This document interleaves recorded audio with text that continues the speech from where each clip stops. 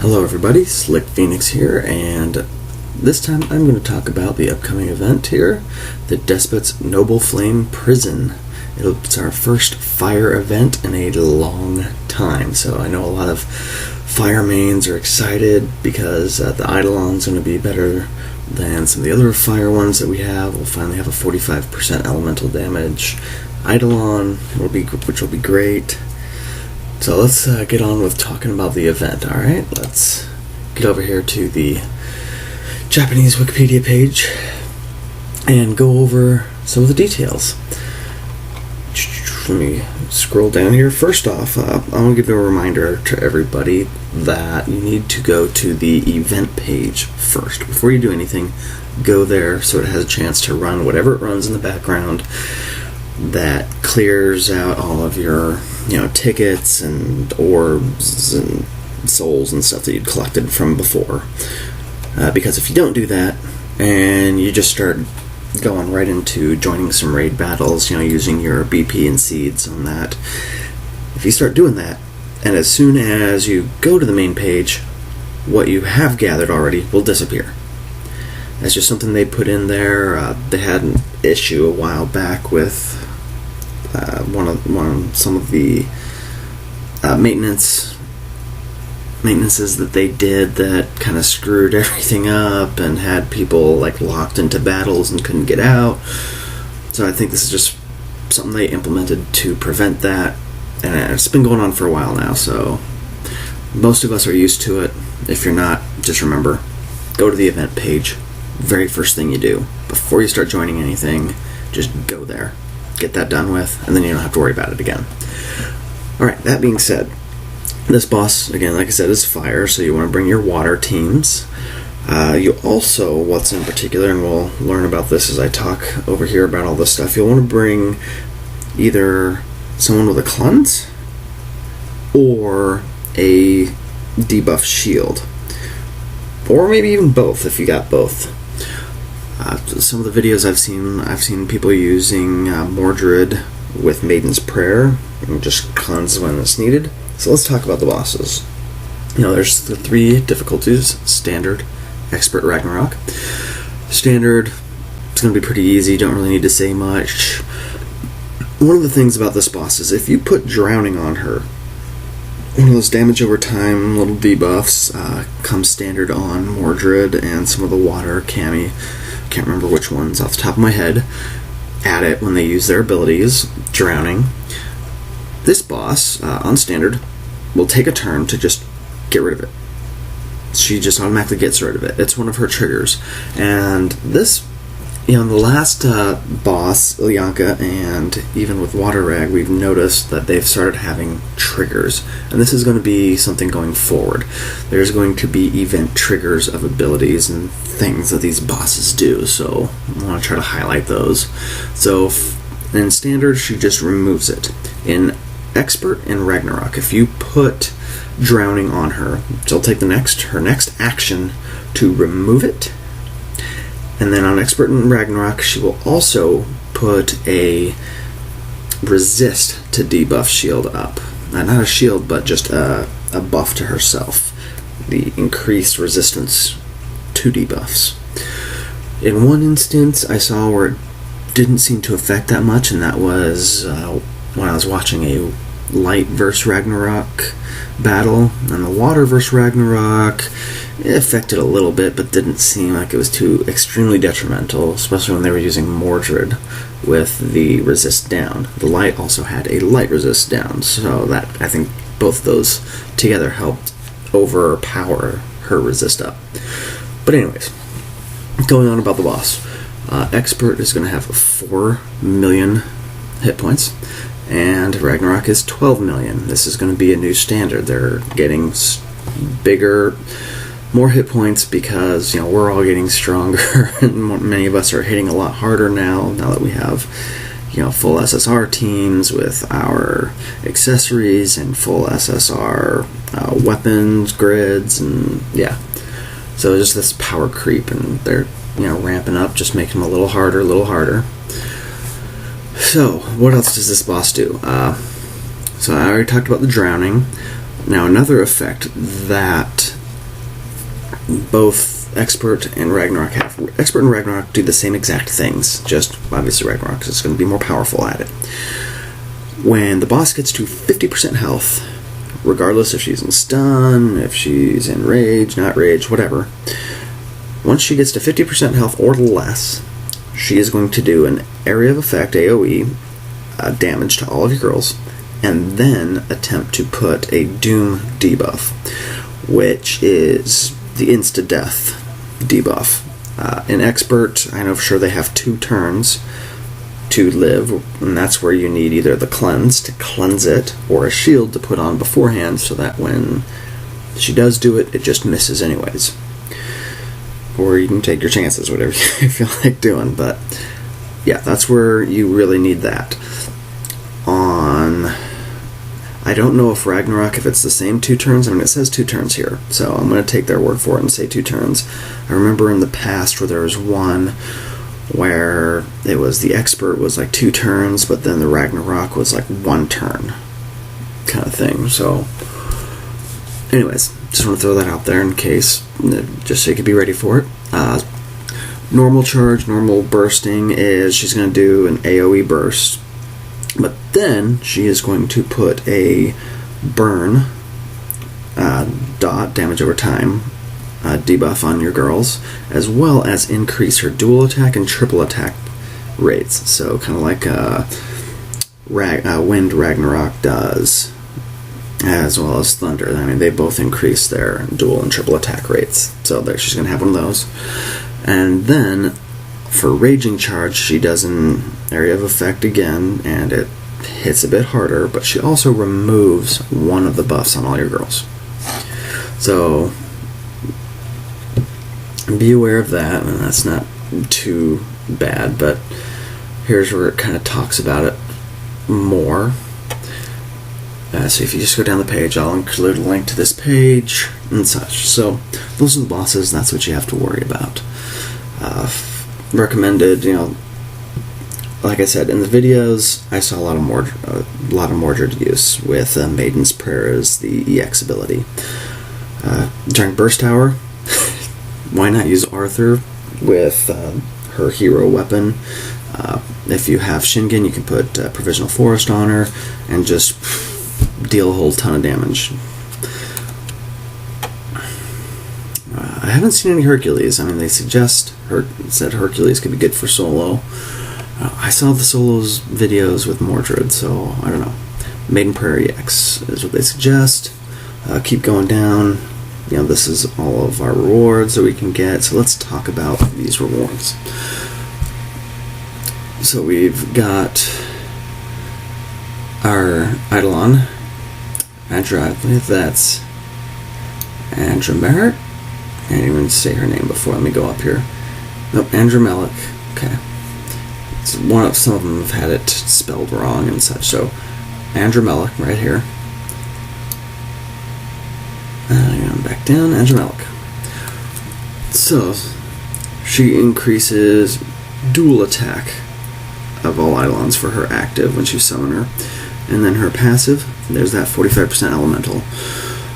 Her total stats, I would say she is pretty good. I mean, that's 2,600 right there, just over 2,616. Which means if you plus 99 her, that's just going to be over 3,000, and that's where Sphinx is, and she was one of the higher ones, so she's got the stats to be up in the highest tier there. So if you plan to hold on to her, if you're a free-to-play player, you don't have many chances to get some of the premium Eidolons, you'd probably want to plus 99 her, because she'd be a good stat stick for your team with that, and the 45%. Alright, the weapon. 2,400 total power, but its skill is to increase your dual attacks. I don't think that's great. Personally, I think this is a weapon that you would just keep around, use as a skill level fodder. If it's large, it says it's large, so base large at skill level 20 gives you an increase by 5%. 5%, 5 out of 100 times. I mean, we know how this works. It rolls every time. Get a chance to roll every time, and may or may not. Does that eventually equal out to a increased damage? Now, on one hand, I look at this as you always have a chance to do a dual attack. Always. But you can't always increase your damage like you can with the ability from a weapon. So, just buffing something that's kind of already built in there, and you've got other characters that increase that rate. I don't know. I don't see the benefit in it. I don't see where it's going to equal out to a just constant buff like the attack is. Every time you attack, that buff is always there with every attack you do. Whereas this one, you have a chance to trigger it. So does that equal out in damage? You just have to play with what you want on this. Personally, I don't like it. I don't think it's that great. Next. This is the weapon that is going to summon the Event Eidolon, which is here, Principality. A Wind Eidolon, I looked over her. The SR, she does an ability damage to all enemies. She also increases ability damage for all enemies. So that's pretty nice. Let's see who else increases. No, I'm thinking wind damage is Iblis. I know I have to look at it, but if you've got girls that do a lot of abilities, she might be okay. And she provides barrier. That's some pretty good protection there. So I would say she's decent. She doesn't utterly suck like some of the other ones in the past have pretty much sucked. But I'd say she's decent. Her weapon, though, that can go to fodder. It's an HP weapon, so not really. SR HP don't really have much place in the weapons grid. Unless you're just unless it's going to be one of the largest, most attack power, highest stat weapons on your grid at the time, then keep it just for that. But just know that it can be replaced really quickly. So I wouldn't put too much effort into it. The hammer.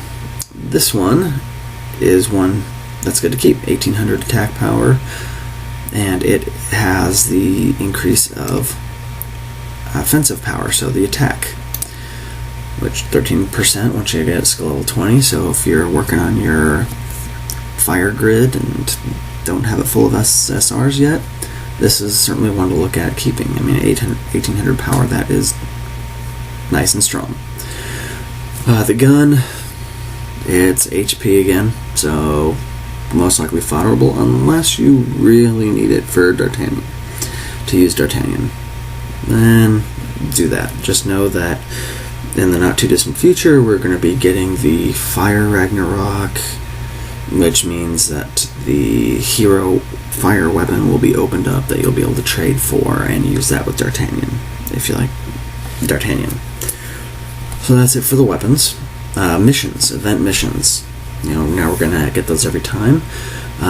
This time, the event mission for clearing Ragnarok is with light.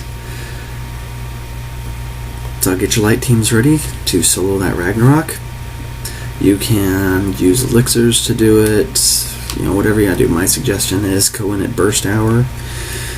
Burst it, do what you can. If you have to use an elixir, do it. Soul is going to be awesome for this because she can both peel buffs off of the boss, so you can feel free to take Mordred and use Mordred's ability that puts drowned along with all the other dots on her, and Soul just peel it right off, peel that resistance right off. And then she also can clear a debuff off your girls. So if you get that death, she'll clear it. So anyways, it shouldn't be too hard with Soul around. But you gotta have more girls in Soul, but Soul's she has both the things you need in one package. Everything else, clearing expert with R and below. We'll see. I don't think that should be too bad. Again, burst hour. go a bunch of our girls, burst our water, and just go to town. Let's see. Getting 2 half elixirs and 5 seeds daily, just for helping people and then starting your own. That's all you gotta do. Alright, that being said, let's go on here. What other... Oh yeah. So the girls being released this event, this should be the release of the new set of summer girls. So the first off is SSR, Wind Poseidon. And looking over her kit, I haven't really looked too much over it.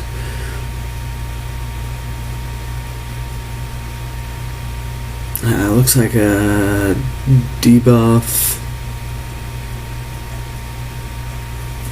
on the enemy. This looks, in a way, like wind resistance down. That's what it looks like, being a 180 seconds wind attribute damage, enemy granting. So it looks like a single target.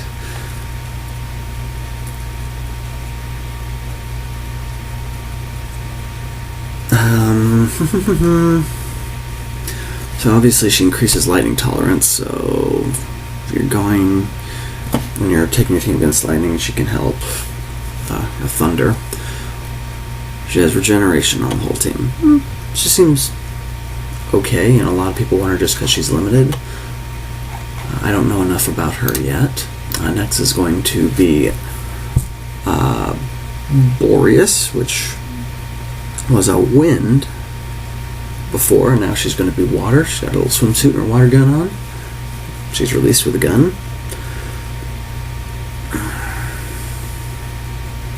And yeah, I haven't looked at her stuff. She increases water attack, and she does a defense down, it looks like. I'm not sure, it doesn't say which frame it is here.